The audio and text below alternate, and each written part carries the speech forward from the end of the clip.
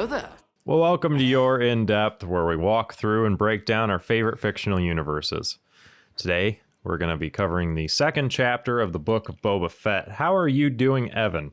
I wonder if I can kill something with a piece of paper.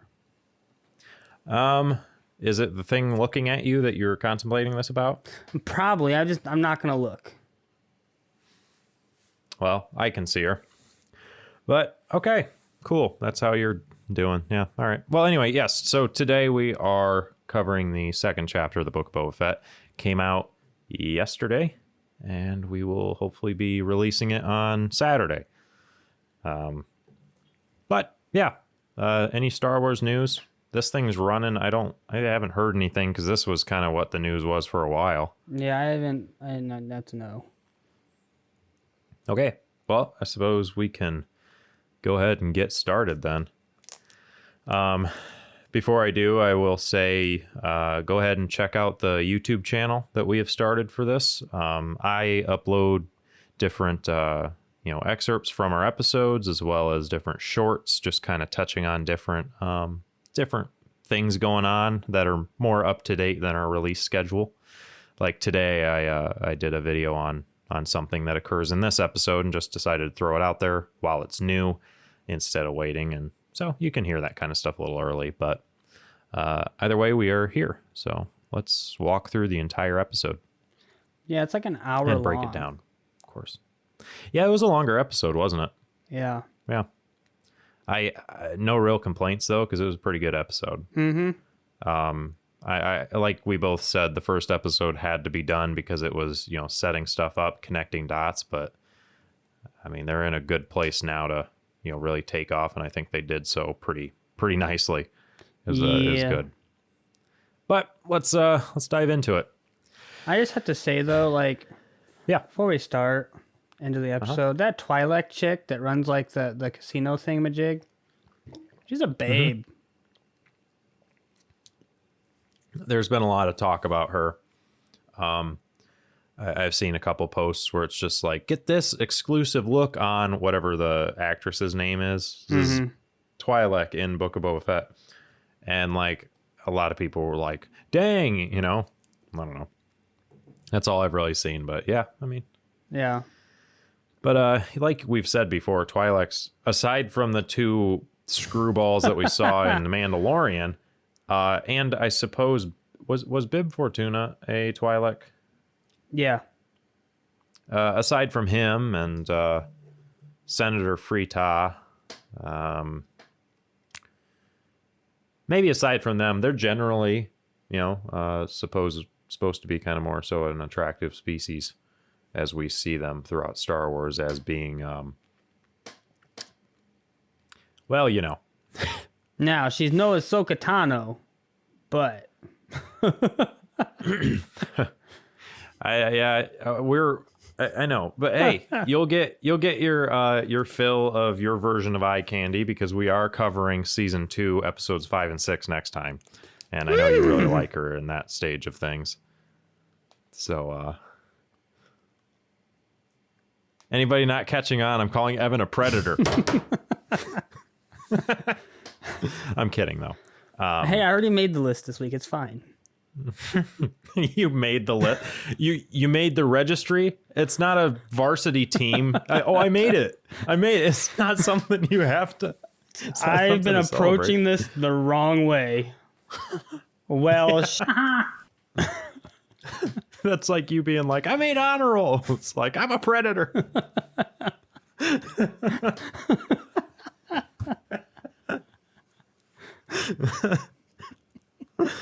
All right. Anyway, I'm gonna jot that down. I don't know how much I'll cut out, but let's just go into the episode finally. We start off by opening the scene, and we close in on. We kind of see, Jabba's temple, his palace, whatever, not temple, but palace, and we see kind of a overview of it, and then we see Fennec approaching it, and she's dragging behind her prisoner. That assassin dude, the ninja. We then cut ahead, and he is on his knees in front of Fennec and Boba in that main little throne room, and he's being interrogated by Boba. Yeah.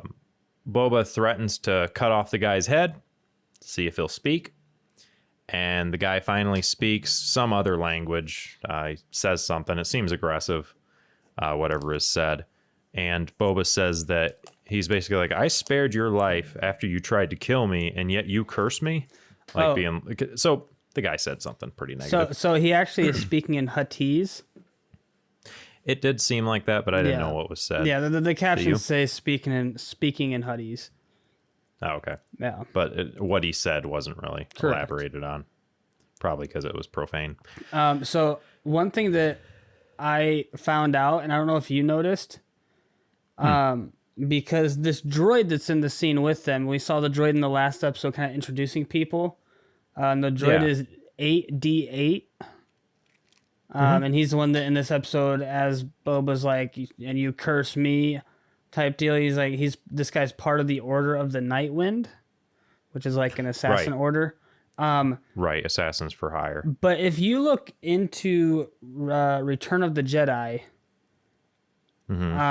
this is actually the torture droid that Jabba the Hutt used.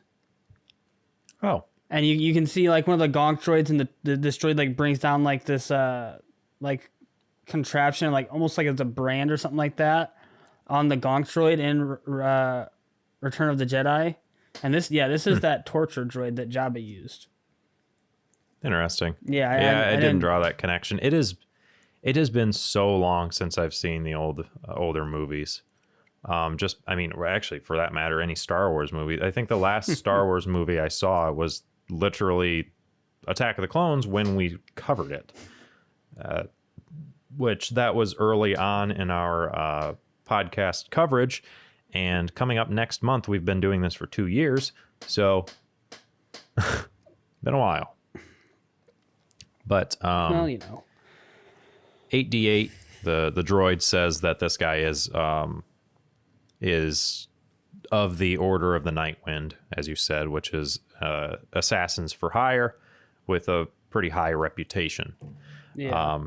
The assassin fears no man, and they're basically sworn to remain silent. Fennec reaches for a button under the throne there and says, perhaps he will fear the Rancor, and drops him down. And I want to point out right now, immediately, I had a question mark because I'm like, and not in my notes or anything, but I'm just saying as I was watching it, I'm like, oh, they got another one. Where are those things from? But yeah, this scene actually, and I saw a couple theories on this as well. And forewarning, this is a small bit of a spoiler into the Bad Batch TV show. Okay. It's not a huge like, oh my god, spoiler, but it is a little bit of a spoiler. So those that are listening that haven't watched that yet, maybe jump ahead a couple minutes. But in one of the Bad Batch episodes, they actually take on a mission to rescue a baby Rancor for Bib Fortuna. Okay. Now, I don't know if that baby Rancor grows up to be the Rancor that Luke kills in episode 6. I'm not sure. That'd be an interesting kind of continuity type of deal, like where they're tying in and from older.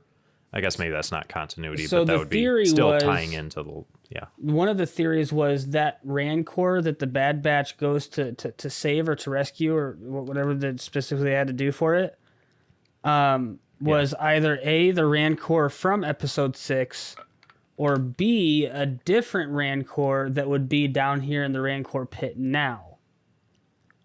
But as we find out here in this episode, as this assassin gets dropped into the Rancor pit, that door starts raising where the Rancor is supposed to be, and there's no Rancor. They just tricked him to get some information out of him. Right, which out of fear he does spout out. He says, where'd it go? He says the mayor sent him. Yeah. Basically. But yeah, that was a theory that I had seen. Now, I thought it was kind of interesting in this scene, and it was something that I saw pointed out. I don't know if it was intentional, but it's this sort of kind of cool thing that would be like the kind of thing that would be cool if it was intentional. Because when that big door opens up, there is nothing there. I mean, there's a little rat. But the Rancor obviously was killed by Luke. There's a larger stone sitting in there. And one of the theories was like, that's intentional because Luke threw a stone at it or something like that. I don't know. I don't know. But I'm going to look something up real quick. Okay. Do you want to pause here for a little bit while you find the answer, or is it something that... Okay, so one thing I looked up... So I looked up the name of the Rancor in Return of the Jedi.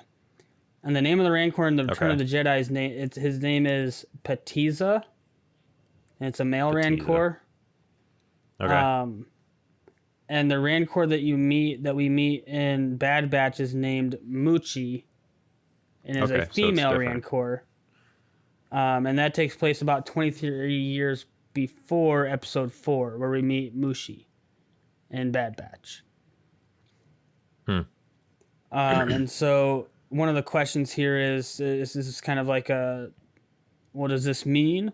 And it was like questioning potentially Muchi is the mother of Patiza. Muchi, who we meet in Bad Batch, maybe could be the mother of the Rancor we see in Episode 6. Interesting. Who knows? Yeah. It'd be kind of cool to see it further. I guess my main thing on that was the Rancor we see in Episode 6 is different Rancor than the one that you meet in Bad Batch. Yeah. So Muchi might still be alive and potentially get brought into the to Book of Boba Fett to be the Rancor down in the pit if Muchi is still alive. That'd be interesting. Kind of tying those two shows together in a little bit, over the span of 30 some odd years, Yeah. But anyway, yeah, Fennec says that the Rancor pit is empty. But they should go visit the mayor. We get our title card. We are presented with the title of the episode, which is The Tribes of Tatooine. And then we get into a little bit further of the episode and, progress onward. We get this big scene, like this big shot over Mos Espa, and we see Fennec, Boba, and the Gamorreans walking in the street with the assassin bound and following. Yeah. And all throughout the street, and I see that you're about to say something, but we see all throughout the street there's a lot of Trandoshans watching. I noticed that so too. They're pretty heavily populated there, it seems. Yeah, and one thing that I was going to kind of mention, because I just saw... so I don't know if a lot of people pay attention to it, but Boba Fett's helmet has that dent in it. I did see something regarding this, right? But yeah. Yeah. And this just kind of made me think of it because I saw it right here as I have the episode pulled up. Especially since in our Clone Wars coverage, we just finished with a section with Cad Bane. And so there's actually... I think it's an unfinished episode for the Clone Wars where Cad Bane and Boba Fett have almost like a duel, like a 1-2-3 draw, where Cad Bane actually hits Boba Fett's helmet, leaving the dent in there. Yeah, because didn't they both draw and both of their shots ended in a hit in the head? I don't Boba remember. Boba obviously got the dent. I don't remember I don't know Cad what happened Bane. to Cad. Well, either way, that was apparently dealt by Cad I'll Bane. say this for Cad Bane, just real quick, because I kind of brought him up real quick. We don't know the end of Cad Bane. That's technically a little spoiler, but not really. I mean, it's kind of being like, there is no spoiler. Like, he doesn't die. We don't know what happens to him. Yeah. That's not really necessarily a... But I guess I would say kind of a spoiler because we see him later on. It's like, oh man, he might die here. And he doesn't die. I would like to see a live action version of him. Yeah, I guess what I'm saying is, in terms of Cad Bane, as far as I know, there's not a canon death to Cad Bane. And so I think it would even be cool if they did like a live action Cad Bane in Book of Boba Fett, if he's still alive by this time. Maybe a reunion with Cad Bane and Boba Fett, because they've met before at this point. Be cool. And so I think that'd be kind of cool. Just like, there's potential for us seeing Mando in Book of Boba Fett as kind of a side character himself.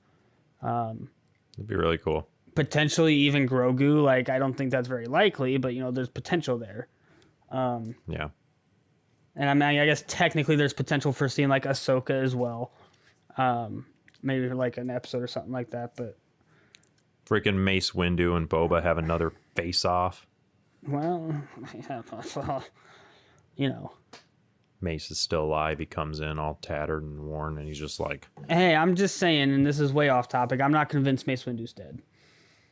well, that's what I'm saying. That was my whole premise here. I don't think he's dead. No, I think he's still alive. I think he's presumed dead. I don't think he is. It's just too open-ended, Yeah. And I don't know. He was just yeeted out of a window. I would Grandma. also like to see as well, because Book of Boba Fett is doing these flashbacks and stuff. I would like to see a flashback where we see like Obi-Wan or Mace Windu or like Anakin, Yoda. Or any, yeah. Even just a flashback where like we see R2 would be just dope, I agree. I think it would be really cool. Or maybe even like some clones that Boba Fett is around as he's like still a child. Yeah. Yeah.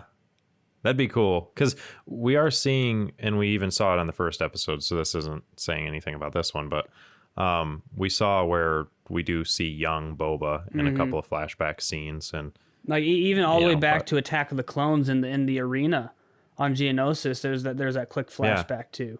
When he's holding his father's helmet. So I think it'd be really cool if we saw some more of those flashbacks. I agree. And potentially seeing like some main characters or side characters from the movies, or even just some plain old clone troopers. I think it'd be cool too. But anyways, back to the episode. Sure. They end up entering into the mayor's hall, and they ask to see the mayor. The person that they are speaking to tells them that they don't have an appointment, and basically are like, sorry, you can't come in because you don't have an appointment, so no. I just have to say though, yeah, this like clerk for the mayor, he looks like the sketchiest, like skeeviest dude ever. He's got like the pedo stash going, the long, gross looking hair, and he just looks like he looks creep. like, for sure, he looks like the night shift hotel like person that for sure is gonna steal your information. Or like break into your room and like rob you or molest you. Yeah, he's like the type of one that sneaks into your room middle of the night and just like touches your feet. He's just Or if you're like a young woman, you're walking down the street like, and you feel like someone's following you, it's this guy. That's the embodiment of freaking creep. Yeah. Anyway, but that goober Twi'lek comes in and apologizes. He's a goober. That's all. I can't. I don't know how to word it any other way. There's one thing I saw too, and this goes back to the first episode for Book of Boba Fett. And one of the guys that comes in to pay tribute to Boba in the first episode, I'm drawing a blank on which one it is, but they're voiced by the guy that plays Starkiller. The voice of Starkiller and Darth Maul in Clone Wars. One of the guys that comes in to pay tribute to Boba Fett, he's voiced by that actor. Really? Yeah. Sam Witwer. Yeah, Sam Witwer voices one of them. I don't think it's the Trandoshan. I think it's the other one that he voices. Yeah, the Trandoshan I don't think said anything. Yeah, the one that... But the first one said a bunch of stuff and nobody... They were like, you know what he said? Was it that one? It was him. That one, he voices that guy. That's kind of cool.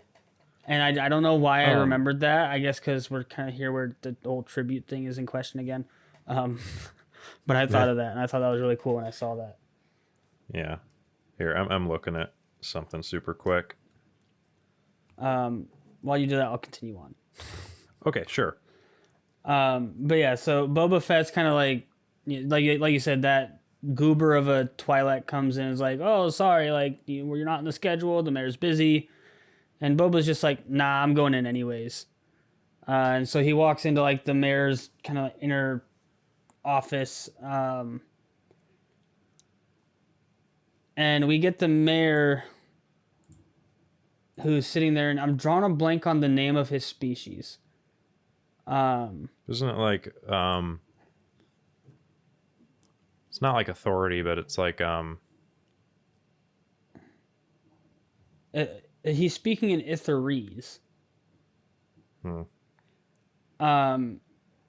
And well, in the mayor's name, because it gives it here with the subtitles, the mayor's name is Mock Shays. How do you spell that? Mokhshaiz. AIZ. Okay, keep going. And so he actually has like almost like an interpret like device on him, so when he speaks, it translates it to English to talk to Boba Fett. He's an Ithorian. Yeah, it's because if you watch the 2003 Clone Wars movie, you actually meet an Ithorian Jedi, and the Ithorians have like this really powerful throat where they can like send out like shockwaves that will like push you back with the force of it. And so in that 2003 movie, that Jedi faces off against General Grievous, and with that whole like force, or like the force behind like the noise they can make from its throat, it actually like pushes General Grievous back, where he has to use like his clawed legs to hold him in place to try and like walk forward to get to him. There's like that much power behind it. And in that movie, it shows like the force is actually like stripping metal off of like the walls and the ground and whatnot. Jeez. But yeah, so that was that race. But the mayor is kind of just like, like who's coming in here, and Boba's like, who, like you know who I am. Come on. And he gets introduced as a new daimyo. And it's kind of a question of like the mayor claiming not to know who Boba Fett is, but this assassin said the mayor sent him, and so it's like, well, if you don't know who Boba Fett is, why did you send the assassin to kill him? Yeah. Like a confusion there, like a miscommunication between them. Mm-hmm. And the mayor basically says this assassin is from the Order of the Nightwing, and they're not authorized. Not wind. Right. Wind. Sorry. I didn't have the note nearby, so I was just winging it. Yeah.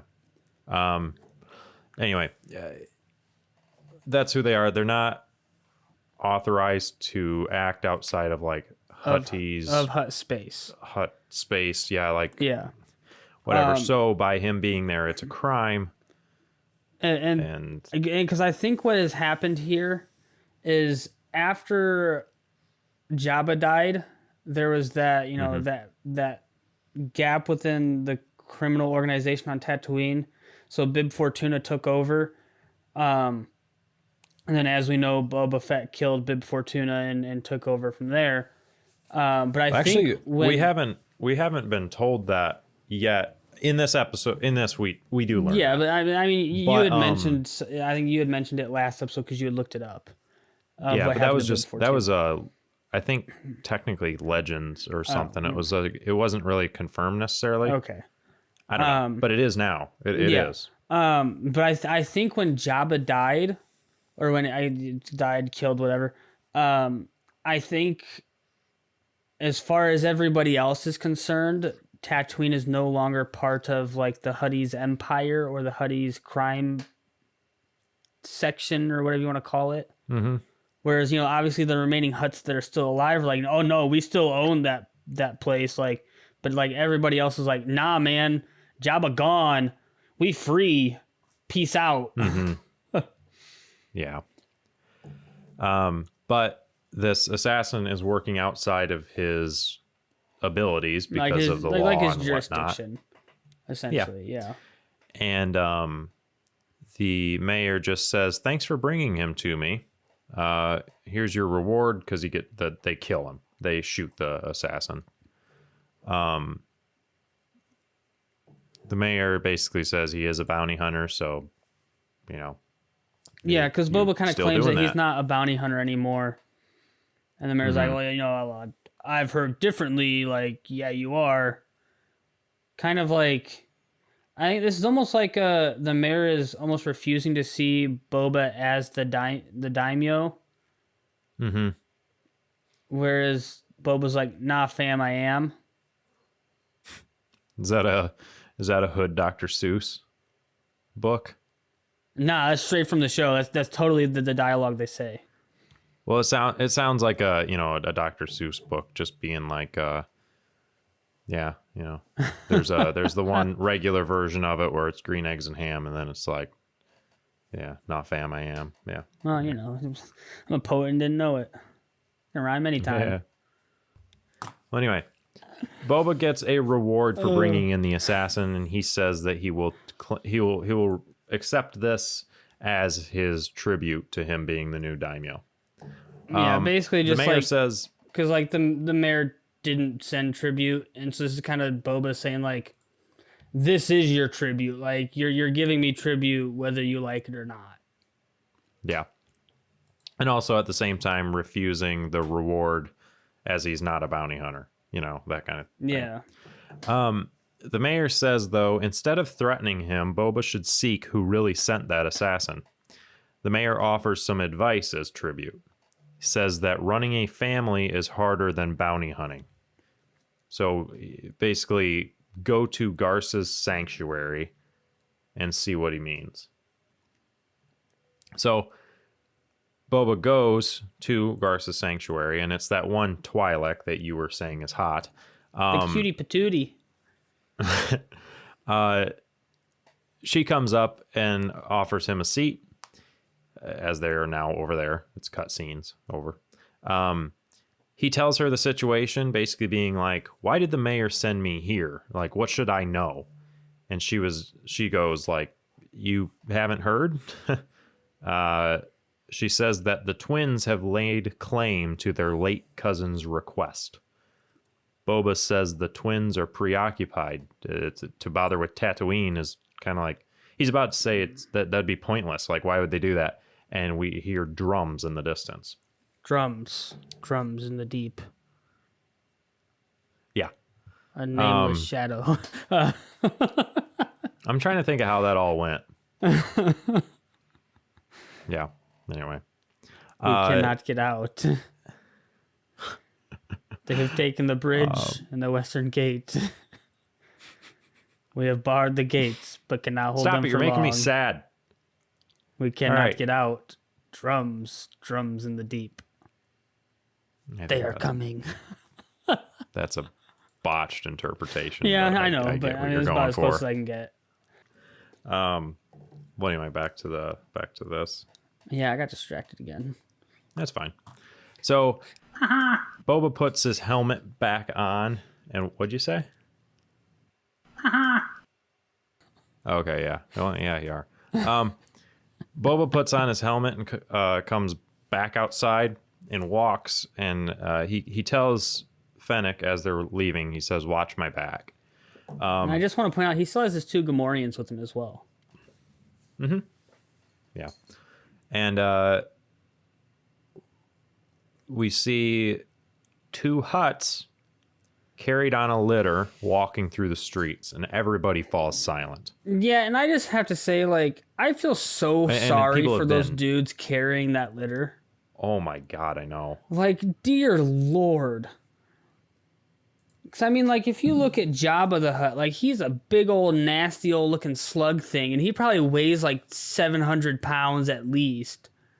You know? Mm-hmm. And then we see these 2 Hutts, and they're just as big, and there's 2 of them on the litter. Like, they've got like 20 people holding this litter up, and you can see the litter is like bending from the weight of these 2 Hutts. Yeah. Like, that has got to be the most miserable job ever. And they probably stink and are smelly and... Oh, God. Yeah, huts are disgusting. I want them all dead. Yeah. But yeah, they come in. One of them says that they have business to discuss, as Mos Espa is hut territory. They have a tablet that's saying that, and Boba says basically, like, that doesn't mean anything. You guys are not in charge. I'm here. Also, at this moment, out walks a black Wookiee holding a gun and staring at him. Now, this black Wookiee, also known as Charcoal Chewie, is actually a character that's been in Star Wars Legends and like some different areas, named Black Chrysanthemum. And I have a little bit of a... Do you know who that... Like, do you know much about that character? I don't. Okay. I did some research into it and just looking into Wikipedia seemed fitting enough. But he's nicknamed some different things, whatever. He's a male Wookiee bounty hunter whose career spanned from during the rule of the Galactic Empire into the era of the New Republic. He was originally captured from his... See, okay, I've seen a couple different versions of exactly how he left Kashyyyk, but he was either banned from it or he was captured from it and then trained by some people as a gladiator. Chrysanthemum later became a ferocious bounty hunter, regularly hired by Jabba the Hutt, and at one point was hired by Darth Vader during the Galactic Civil War to track down and capture an agent of the Emperor. And also, I was reading, and in some issues of comics and books and stuff, he actually did run into Obi-Wan and have a fight with him. Oh, really? Some, yes. Maybe we'll So see he's him in the Kenobi series. He's been, yeah, maybe.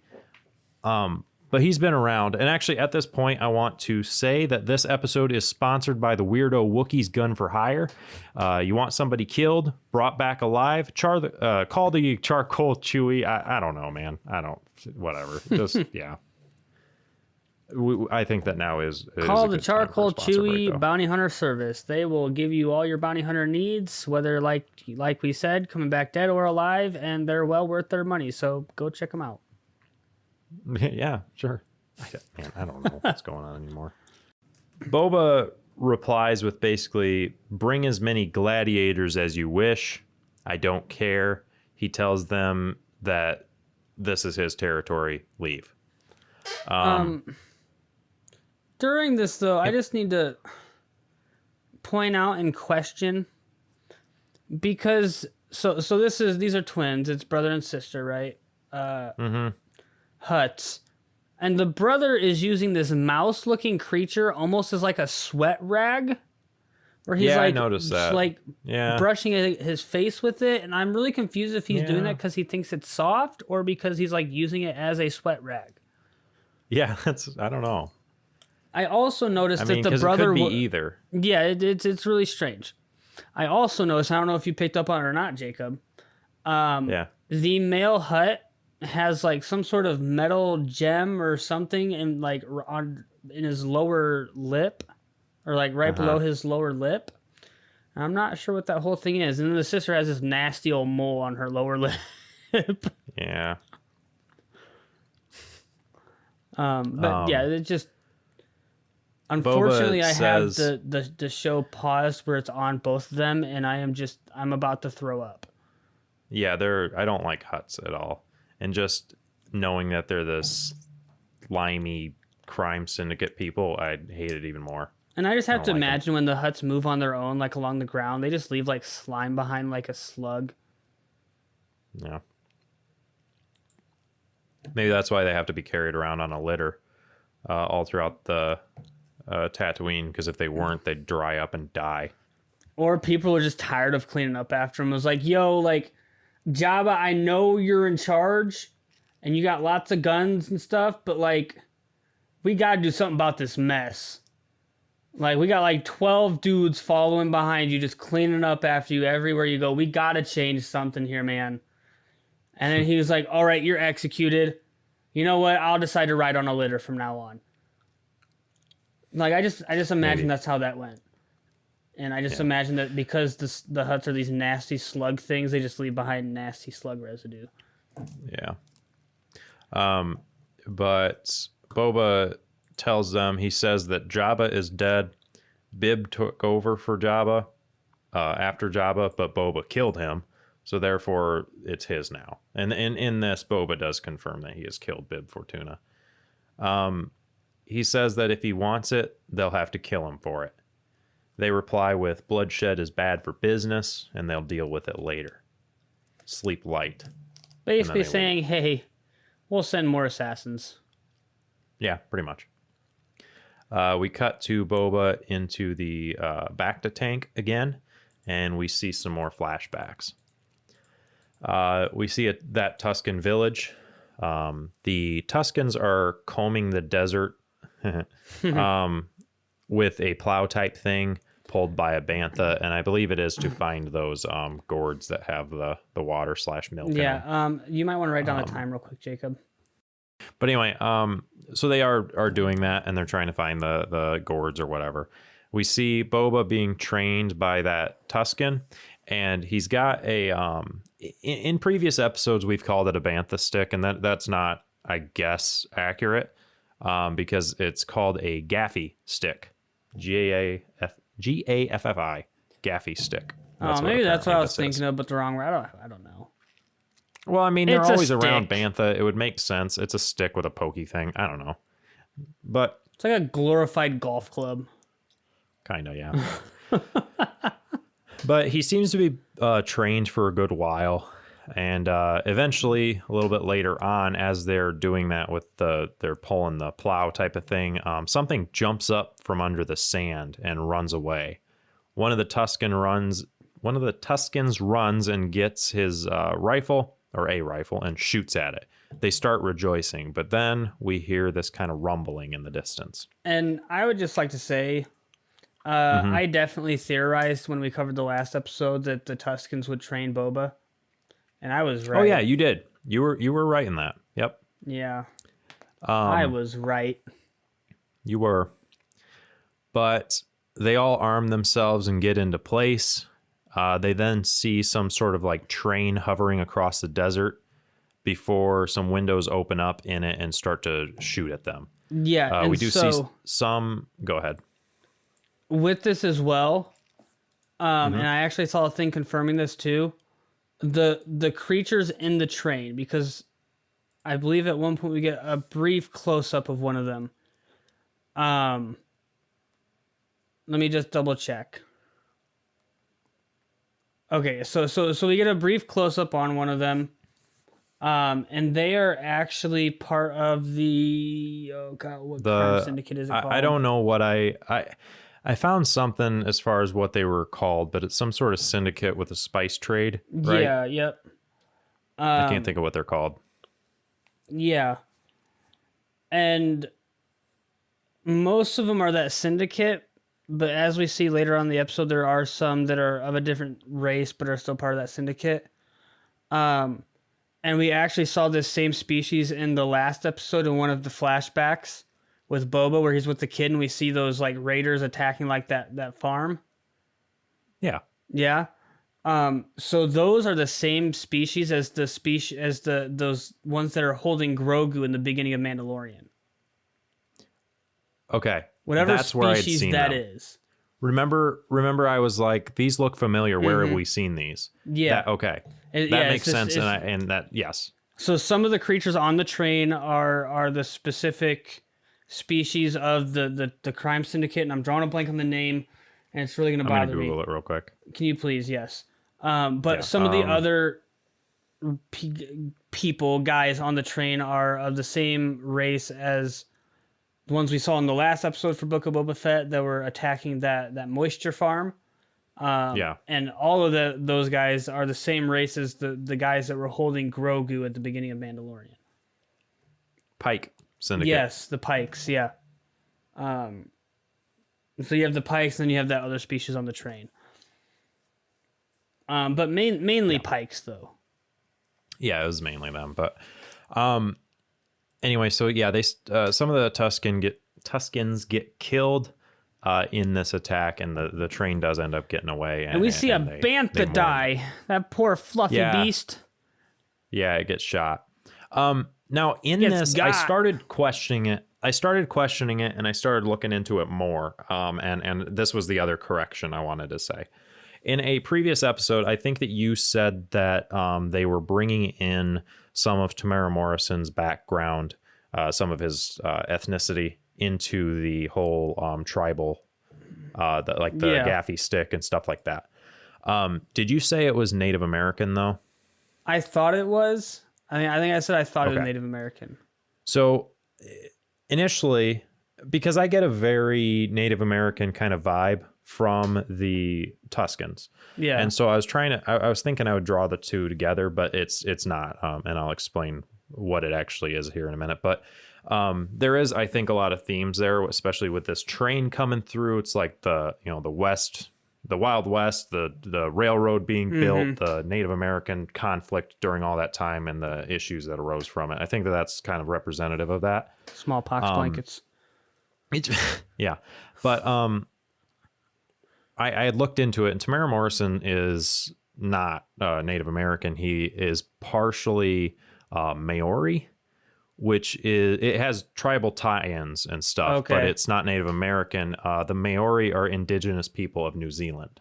So it is tribal in that way, and there are a lot of elements brought in, like the dances and stuff like that, but it's not, not Native American. It's New Zealand tribes, not Native American tribes. Yes. Okay, yes. I think that's where I made I had the misconnection there, because I remember seeing that interview with Tamara Morrison, where he was talking about like kind of the tribal aspects brought into, and I just kind of made the connection to Native American. Because he does have kind of that Native American complexion to him, that look to him, He does have similarities, I would say, as to somebody who has that heritage and ethnicity for so sure. I misconnected the dots, I guess, to the wrong type of tribes. We cut to nighttime, and they have a fire where they burn the bodies of those that they lost. Some of them seem to be children. They were pretty young looking. Boba steps away to drink some of that the gourd before hearing some speeders go by. I'm just saying, Jacob. Yeah. I'm wondering if any of them quote unquote children are just midget Tusken Raiders. That's fair. Maybe. Never know. Yeah, I think it's possible. Yeah. However unlikely, I think it's possible. Yeah, who knows? But anyway, Boba steps away, does that, hears some speeders go by and sees them, and then he tells the chief that he knows how to stop the train, the long speeder.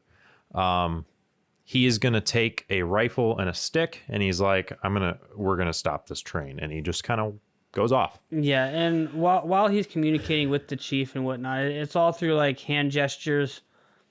Yes. And so Boba's talking while he's doing the hand gestures. Maybe the Tuskens understand what he's saying, but kind of trying to reinforce what he's saying, and somehow, some way, the Tuskens understand what's going on, whether they can speak his language or not.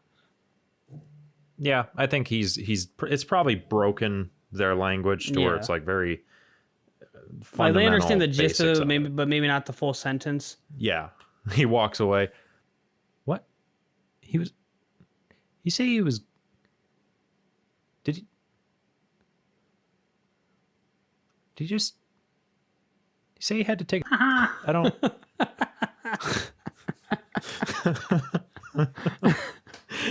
Meanwhile, he's just like baño.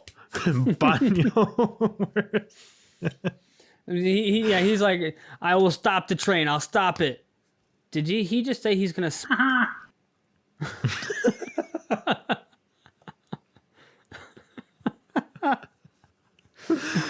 Oh boy. All right. Well, anyway.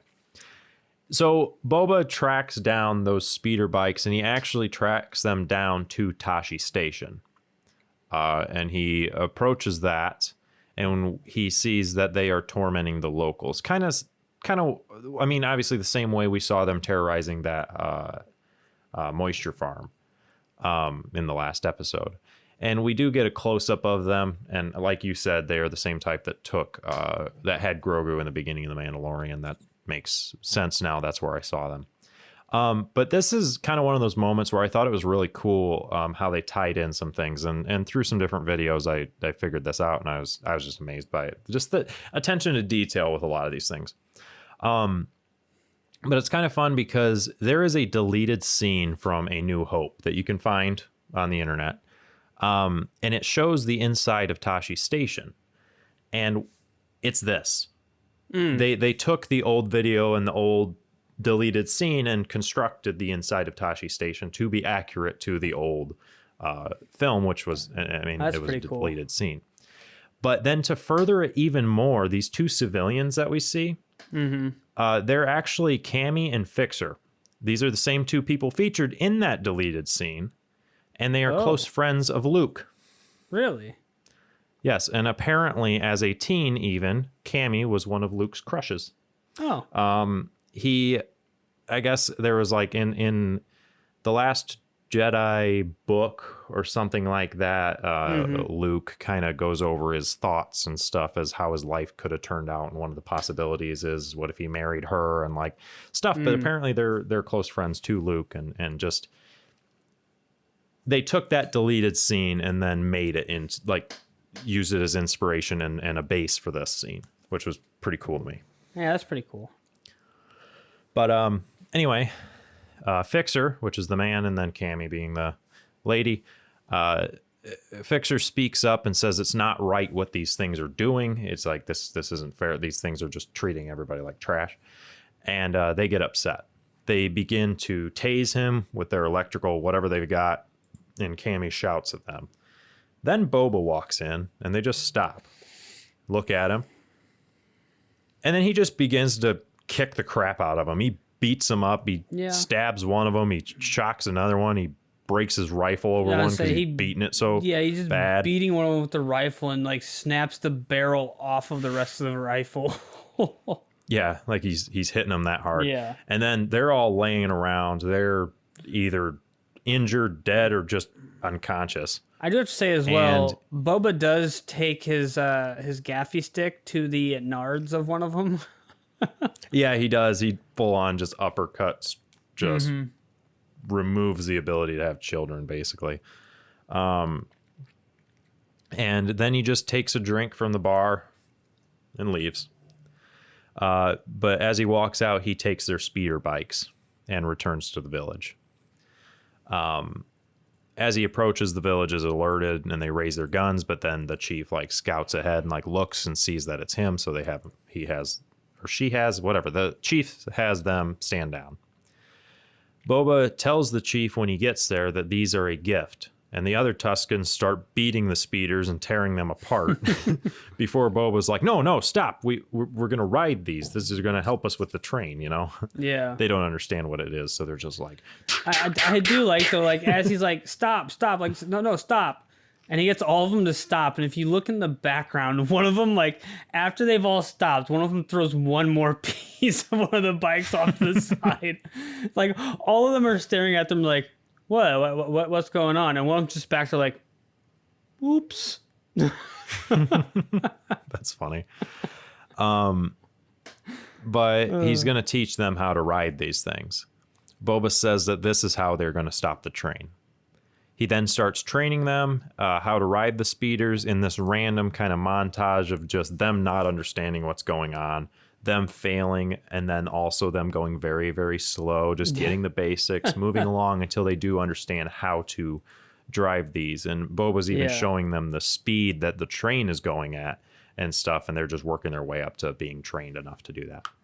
And then they even practice jumping between speeders.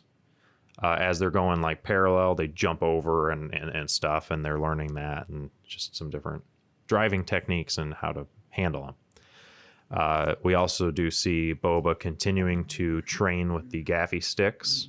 I do have to say, though, I thoroughly enjoyed the montage of the Tusken trying to jump from one bike to the other and just failing. Yeah, it's he like kept falling off, and stuff, missing it entirely, like it's And nice, in humorous. one of the instances, he jumps over, he makes it, stays there, and then falls off. I'm pretty sure. But it was funny though, yeah. And I enjoyed it too.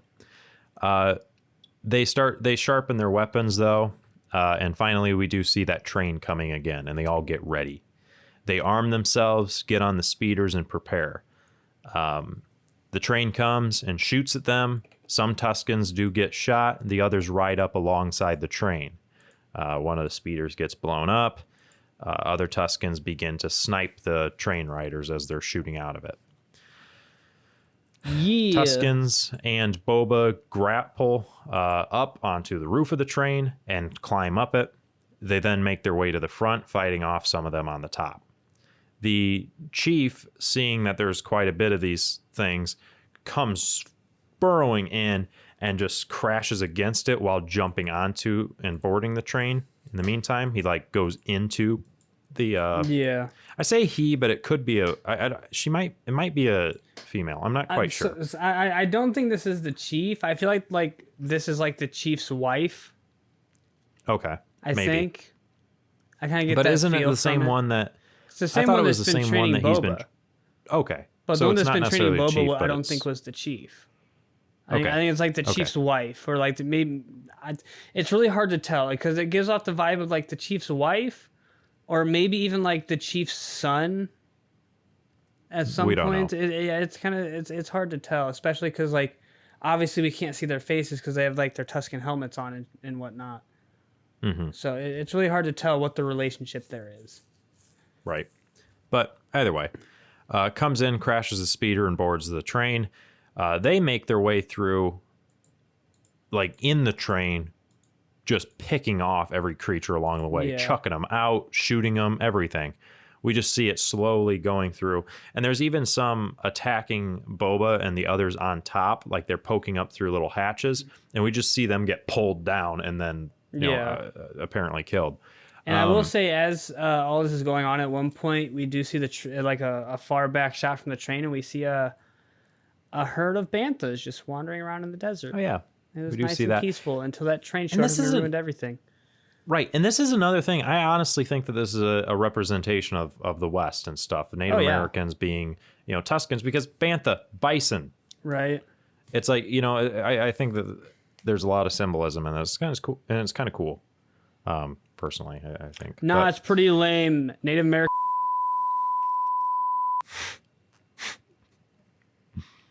Go ahead and write down the time. Any disclaimer? What'd you say?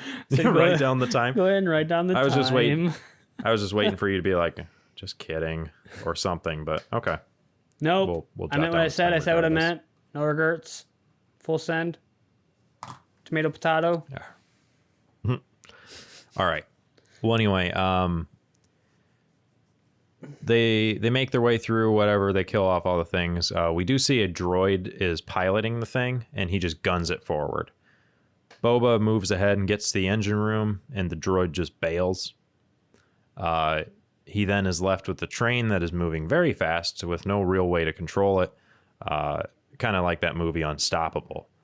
Yeah, and then, like he the controls figures are out the starting brake. to spark and whatnot too. Like maybe like something's overheating, and it's about to blow, and like he's got to find a way to like shut it down or stop it or something to get it back under control. Yeah. He figures out what the brake is, pulls it, and the train kind of just burrows into the ground and just glides along it, slowing down and basically burying it a little bit. Other Tuskens run and come to it. I imagine there's some sort of time jump because they traveled a long distance. Right. But I don't know. And they start gathering all the supplies on it. Some of the things are guns. Others are, I don't know. We don't really know yet.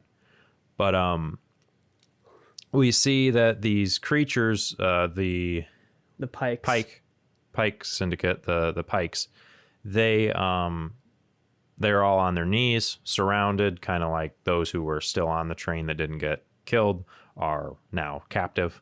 And Boba asks who the leader is. One of them stands up and takes off its mask. and just asks if he's like, "Are you going to kill us?" And Boba says, "That depends on how you answer what I am about to ask." Then he asks them if they are carrying any spice, Sansana spice, apparently. And one of the Tuscans is carrying a box and drops it, and it spills, and there's some spice. Boba says that that's not looking too good for them. And so spice, though, I don't know if I talked about this before. I don't know if you did, but it's a drug, ain't it? So spice in the Star Wars universe is used for alcohol, for drugs, for trade in general.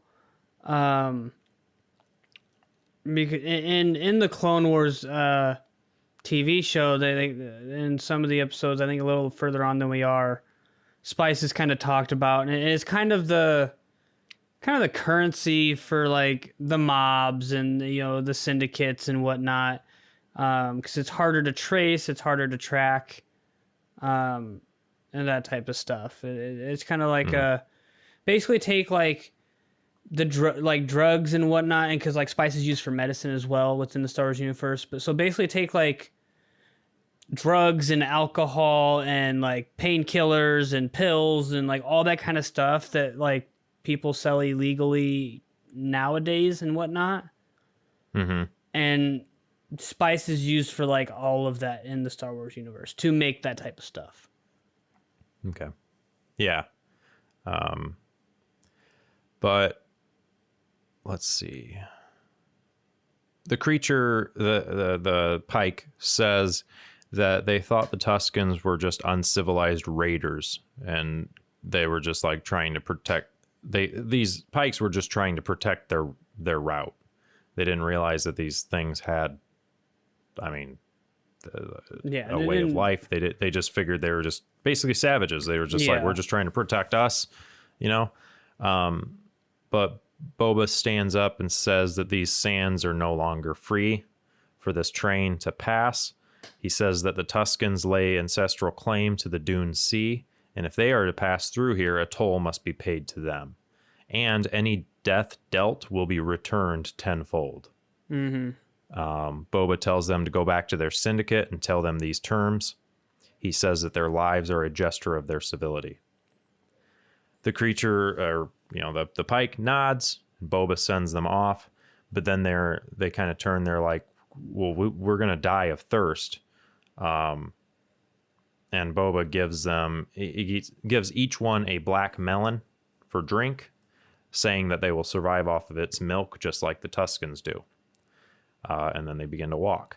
Meanwhile, the Tuscans break free some water from one of the cars and rejoice as they start filling up cups and kind of like just showering in it and like, water. Yeah, I have to imagine water for the Tuscans is like back in like the Wild West days when you found like gold. That, and then I'm picturing Shia LaBeouf in Holes when he finds an onion. Right. Yeah. But yeah, they're joyous over it. We cut to Boba and that chief, maybe the chief's wife. I don't know who it is. One of the darker clothed Tuscans, and they're around a fire. Apparently, by the way, as they're here, they talk a bit, and it seems that there's very many tribes throughout Tatooine. Some of them survive by killing, which is likely the kind that we've seen already, especially with Anakin's mom. Yeah. With so like some of the tribes shooting like at that. The pod racers, maybe. Yeah, some of the tribes like that, like you said, they survive off of killing and raiding and that type of stuff. But like this tribe seems to be one of the few that doesn't like. Right. They go in the desert and they try and dig in the sand to find like these gourd looking things. Right, the melons, the black melons. Yeah. And that's kind of how they survive, and they like comb the desert. Creatures that's kind of like burrowed like just beneath the sand, like they can hit them and they'll pop up and they'll kill them for food and stuff like that. Yeah. So yeah, these are ones that are not the killing type, but there are various tribes, and obviously some are more aggressive. But they talk about how the Tuskens have to hide. Off-worlders have machines, and they don't. They have primitive technologies. They're kind of at a disadvantage when it comes to dealing with those kinds of people. But Boba says that they now also have machines because he has given them. They then give Boba a gift, and they have a little basket. They open it up. It is, yeah. They open it up, though, and this little lizard jumps into Boba's nose and crawls into his head. So, okay. Yeah. He says he thinks he swallowed it. They say this lizard will guide him from the inside of his head. He then has this, like, freaking peyote LSD trip. I don't even know what kind of trip of a journey. Yeah, and here's the thing with that, though. Yeah. This isn't just like him hallucinating to an extent. No, it's not like he's only actually that. going No. on this journey. Yeah, he's walking. Although it makes it look like he's like having a dream or something like that. But like he actually wanders out into the desert. Right. It's very trippy, but he is for sure like he's walking in the desert and he's going towards this like tree. But as he walks, we see him like all of a sudden in his armor. He's revisiting scenes from his past. It shows actually a new scene of him looking out of Camino as his dad takes off. You know, it's like there's just a lot of crazy stuff going on. And he finally does like a kind of like a flashback / hallucination back to him being in the Sarlacc pit. Yeah, we see some of that. But he finally reaches this tree, and there's like red eyes all in the tree. I just imagine those are Jawas. Yeah. The tree then like just kind of grabs him and pulls him in, kind of like Merry and Pippin in the Fangorn thing. We see more of, especially in this situation, we see the Sarlacc a little bit more. He ends up breaking free of the branches. We see a large wave shown, and then all of a sudden he's back with the Tuskens, walking towards them, and he's holding a branch. He approaches the chief person or whoever it is who pulls out a little basket, that same one, and the lizard comes out of Boba's nose and jumps into the basket. And Boba says, he's like, I thought that was part of the dream.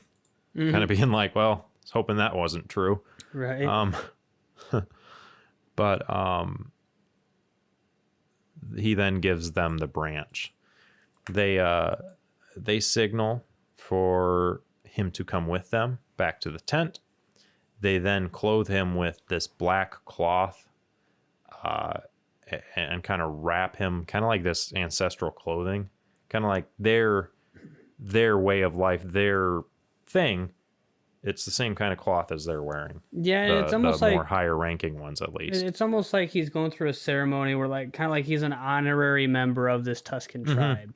Yeah, for sure. That's kind of what's I think going on here. Yeah, because it's got like some like soft music in the background, and it's very the vibe of like the scenes and whatnot is definitely like a ceremonial type of feel to it, and to me it definitely seemed like he's an honorary member. He's part of this tribe now. Like he's one of their people now. Like he's proven himself, you know. Right. And he comes out of the tent clothed like this. A young Tusken comes up and grabs him, leading him to some others who have that branch. They give it back to him. He then gives it to another Tusken. I just got a Xbox notification. Yeah, and so I do think, and so anyway, one of the two Tuskens here, I think, is like that, whether it's the Tusken chief's wife or son or whatever it is. And I think the other one is kind of like their quote unquote smith. Yeah, it kind of seems like their armor or their weapon person, you know, But he gives it to them, and they give yeah, to another Tusken, that armor person, who forges it into a gaffy stick. Well, yeah, because he's like instructing Boba how to do it. So he's like shows him like one or two like strokes with like Yeah, a chisel or they're like a kind of making like a saw to trim the branch, and starts showing him and it, like one or two times, and has him do it. So it's like Boba is forging his own gaffy stick. Yeah, and it's kind of this. It is kind of like an honorary practice. It seems Yeah. like he is forging his weapon that is now going to be part of him, kind of thing. This thing I didn't realize has iron on it. It's iron coated, which would explain in Mandalorian how he was busting freaking stormtroopers' helmets open. And You know? I will say too, unless I'm mistaken, we have not seen his gaffy stick with present time Boba.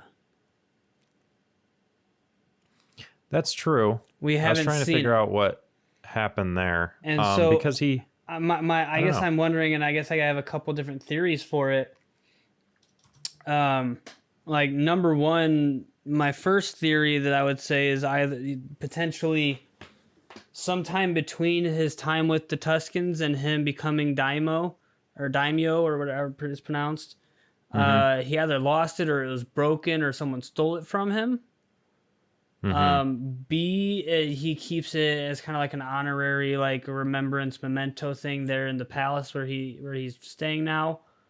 Or Yeah. C, something happens between him and the Tuskens, and they kind of revoke his honorary status. It's kind of like my three theories that I have on kind of the reasoning why we haven't seen him with present day Boba. Yeah, I'm curious as to what happens with it, but he still wears their clothing, their stuff under his armor. Yeah. So I don't feel like it. I mean, obviously he could keep wearing that because he has it, even if he is, excommunicated, whatever. But I think that's the least I don't likely think it's probably of my that. three theories. I would think that's probably the least likely, but who knows? We'll see where it goes. Yeah. But we cut to nighttime with the rest of the tribe. They do this tribal dance type thing with the gaffy sticks, and slowly the whole tribe ends up joining them. Yeah, it's as like they do this one by around the fire. one by one. Because at first it's him and the one that had been training him this whole time, Right. and then slowly one by one, each of them gets up and starts joining in until all of them are moving around the fire, kind of doing those practice like techniques and whatnot that he's been trained with. And it turns into a full-on like tribal dance or ceremonial dance that they're doing. Yep. But then we kind of get this pan. I keep using pan as a general term, but the camera has an overshot of this and then just pulls back, slowly fades, end episode. And that's the end of chapter 2 of the Book of Boba Fett. Yeah. Closing comments. I thoroughly enjoyed it. I thought it was really good. Yeah, I really liked this episode as well. Yeah, like I said, like the first episode, like it was a lot slower and quite different. Whereas this one was definitely more upbeat and whatnot. And so, like I said, like the first episode had to happen to get things set up, and they definitely like took off here with the second episode. And one thing I just noticed now as well, Jacob, as I kind of clicked through the credits, like kind of jumping 10 seconds at a time. I think this is the last kind of concept art looking like drawing for the background for the credits. Shows Boba standing in front of the tree. And you know how you said it was kind of like red eyes and that kind of flat vision thing he was having? It shows a bunch of Jawas standing on the other side of the tree. So it's like him on one side, the Jawas on the other side with the tree in between them. That's kind of funny that you commented on that, being like, oh, yeah, it's... Yeah. For those that might not remember, I think it was when we were covering Attack of the Clones with the whole history of Tatooine and the relationship between the Jawas and the Tusken Raiders. They all used to be one people, way back when, before Tatooine became all deserty and whatnot. And then because of events with, people coming to visit Tatooine and all that kind of stuff, when space travel first kind of got, or like discovered and whatnot, Tatooine goes all deserty. Tuskens go one route to survive. Jawas go another route. Through evolution, they split, but they're, yeah. But yeah, I just thought it was really strange that they have a bunch of Jawas on the other side of the tree and not like Tuskens. Because it kind of seems like this tree is like a ceremonial part of the Tusken life. Yeah. And I mean, but we're also seeing a lot of trippy backstory and flashbacks to him. And as soon as he got out of that pit, he was immediately robbed. Yeah. So maybe it was, that. Who knows? Also, I was at pause right here on this this kind of art thing here with the credits. Mm-hmm. The costume designer, his name is Shana, and I do not know how to pronounce the last name because it is spelled Trpcic. Huh. There is one vowel in that last name, and it is 6 letters long. Huh. Cool. Don't know.